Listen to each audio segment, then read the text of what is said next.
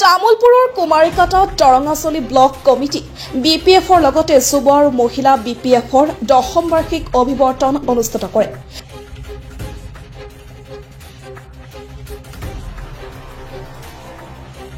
যোৱা 9 বছৰৰ পৰা অনুষ্ঠিত অভিৱৰ্তনৰ দিনজোৰা কাৰ্যসূচীত কেইবাগৰাকীও বিজেপি ইউপিপিএল দলৰ নেতাকৰ্মীয়ে বিপিএফ দলত যোগদান কৰে। আজিৰ এই কাৰ্যসূচীত বিপিএফ দলৰ নেতাকৰ্মীসকলে বিৰোধী ৰাজনৈতিক দল বিজেপি আৰু ইউপিপিএলক তীব্ৰ সমালোচনা কৰাৰ লগতে আগন্তুক দিনত বিপিএফ দলে চৰকাৰ গঠন কৰিব বুলি দাবী উত্থাপন কৰে। কিছুমান ইস্যু আছে, ইউপিপিএল কৰাৰ এটা উদ্দেশ্য আছে যে বড়োলেণ্ডত অৰ্থাৎ বিটিচিত কিছুমান সমস্যা আছিল। এই সমস্যাটো দূৰ কৰাৰ কাৰণে মই অৰ্থাৎ বড়োলেণ্ড মুভমেণ্টত যোগদান কৰিছিলোঁ। তাৰপিছত এটা বেলেগ পাৰ্টি লাগে বুলি, বেলেগ এখন চৰকাৰ লাগে বুলি, পৰিৱৰ্তন হওক বুলি আমি আন্দোলন কৰিছিলোঁ। তাৰমানে পিচিডিআৰ কৰিছিলোঁ, তাৰপিছত আমি ইউপিপিএল কৰিলোঁ। কিন্তু আমি চৰকাৰ গঠন হোৱাৰ আগতে যিবিলাক প্ৰতিশ্ৰুতি দিছিলোঁ, অৰ্থাৎ প্ৰমোদ বড়োক যিটো প্ৰতিশ্ৰুতি দিছিল, সেই প্ৰতিশ্ৰুতিৰ মতে বৰ্তমান কাম হোৱা নাই আৰু ভৱিষ্যতে নহ'ব বুলি মই এটা কল্পনা কৰি আজি মই বিপিএফৰ লগত আহিছোঁ আৰু দেখিছোঁ বিপিএফ চৰকাৰে, হাগ্ৰামা চৰকাৰে ইয়াৰ পূৰ্বে খুব এটা বেয়া কাম কৰা নাছিল। ৰাইজৰ হকে, ৰাইজৰ স্বাৰ্থত আৰু বিটিচিৰ স্বাৰ্থত কাম কৰিছিলে, বিটিচিৰ উন্নতি কৰিছিল। চৰকাৰ গঠন হলে বিটিচিত বসবাস কৰা সকলো জাতি জনগোষ্ঠীৰ সমস্যাসমূহ সমাধান কৰা হ'ব বুলিও উল্লেখ কৰে। আগতে মই বিপিএফ কৰিছিলোঁ, মই দৰংগাজুলি ব্লক বিপিএফৰ ইউডৰ জেনেৰেল ছেক্ৰেটাৰী আগতে আছিলে। 2020 চনত মই বিজেপিত যোগদান কৰিছিলোঁ। গতিকে মই এতিয়া আকৌ মোৰ নিজৰ ঘৰত মই আকৌ আহিছোঁ, কাৰণ বিজেপি দলত মই যেতিয়া নীতি আদৰ্শ হ'লে ঠিকে আছে, কিন্তু বিজেপিত চলাব লগা হ'লে বহুত অসুবিধা আহি পৰে, কাৰণ বহুত কষ্ট আছে, কাৰণ অহা যোৱাৰ কথা আছে বা বহুত সময় তাৰ লগত মিলাব টান হয়। গতিকে মই আগৰ যিখিনি আমাৰ বিপিএফ দল হিচাপত আমাৰ যিটো বিটিচিত আমি আঞ্চলিক দলৰ যিটো প্ৰয়োজন, সেই আঞ্চলিক দলৰ প্ৰয়োজনত মই বিপিএফ দলত মই যোগদান কৰিছোঁ। পূৰ্বে বিজেপি দলৰ পৰা ইউপিপিএল আৰু এইবাৰ ইউপিপিএল দলৰ পৰা আহি বিপিএফ দলত যোগদান কৰা মহিলা নেত্ৰী এগৰাকীয়ে সংবাদ মাধ্যমৰ আগত বিজেপি আৰু ইউপিপিএল দলক তীব্ৰ সমালোচনা কৰে।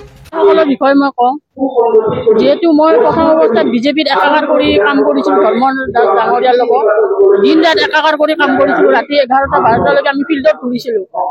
তাৰপিছতো আমি ধৰ্মনায়ৰ পৰা মহিলা হিচাপে আমাৰ যিখিনি আমি পাব লাগিছিল সেইখিনি আমি পোৱা নাছিলোঁ। তাৰ পৰা মৃত্যুজিত সময়ত তাৰ নেক্সটত আহিল ইউপিপিএলত 185 মহিলালৈ মই জইনিং কৰিছিলোঁ। প্ৰমোদ বড়ো ডাঙৰীয়া নিজে জইনিং কৰাইছিলে। জইনিঙৰ বিনিময়ত মাত্ৰ আমি এখন গামোচা পাইছিলোঁ, তাৰ বাহিৰে আমি আজিলৈকে একো পোৱা নাই। আৰু মহিলা বুলি ক'লে আজি মই নিজে হাজবেণ্ড হোৱা এজন মহিলা হয়। অৰুণোদয় বুলি ক'লে আজি বিজেপি চৰকাৰ বিৰাট কৈ আছে যে মহিলাসকলক বিৰাট দি আছে, বহুত দি আছে, কিন্তু মই নিজে অৰুণোদয় 2বাৰ 3বাৰ মই এপ্লাই কৰিলোঁ। মোৰ 2টা ল'ৰা ছোৱালী আছে, মোৰ কোনো কৰ্ম সংস্থাপন নাই। যিটো কাম আহে হাতত মই সেইটো কৰি মই ল'ৰা ছোৱালী ডাঙৰ কৰিছোঁ, কিন্তু অৰুণোদয় মই 2বাৰ এপ্লাই কৰি মই অৰুণোদয় নাপালোঁ। ইয়াৰ কাৰণটো কি? আমাৰ হিমন্ত মামাৰ চৰকাৰে সকলোৱে কয় মামাৰ চৰকাৰে সকলোৱে কয় যে নীতি আদৰ্শ যিজনে পাব লাগে তেওঁ পাব লাগে, কিন্তু সিজনে নাপায়। তেওঁলোকৰ যিখিনি বিজেপি কৰ্মকৰ্তা, যিখিনি মেম্বাৰ, যিখিনি দায়িত্বত আছে, তেওঁলোকৰ ঘৰত মানুহে পাই আছে, চাকৰি থকা মানুহে যিখিনি পাব লগা আছে। আজিৰ তাৰিখতো মই বহুত মহিলা ওলাই দিব পাৰিম যে কোনে অৰুণোদয় পাইছে, কোনে পোৱা নাই।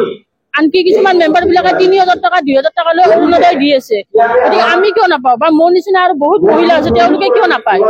আনহাতে বিপিএফ দলৰ প্ৰাক্তন বিধায়ক তথা বৰ্তমানৰ বিপিএফ দলৰ সাধাৰণ সম্পাদক মনেশ্বৰ ব্ৰহ্মই সাংবাদিকৰ আগত কৈছে, বিপিএফ দল হিচাপে পূৰ্বে আমাৰ যি চিন্তা সেই চিন্তাই আছে।